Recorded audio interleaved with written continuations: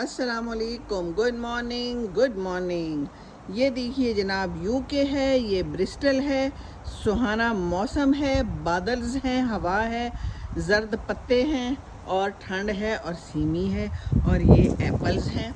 ये देखिए जनाब, घर के एप्पल्स दिखे। ये लोग पाकिस्तान गए हुए थे, पीछे से ये इतने सारे गिर गए हैं, कुछ लगे हुए भी हैं।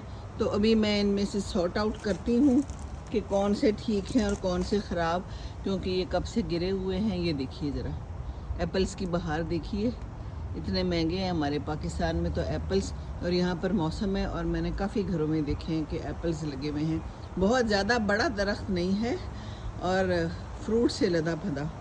कहती हैं बहुत सारा हमने साथ वालों को, हमसायों को भी दिया है। और इनकी सास आई थी तो वो भी साथ पाकिस्तान लेके गई हैं।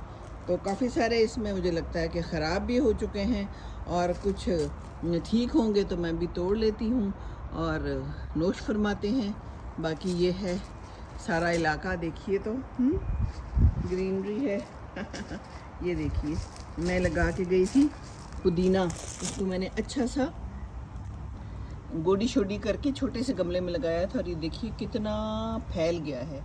वाह जी वाह, मज़ा आ गया। कुछ मैंने ज़मीन में भी लगाया हुआ था। बहरहाल हालात बाकी तो ठीक नहीं है क्योंकि मौसम ही ऐसा है, कुछ भी उगने का चांस नहीं है।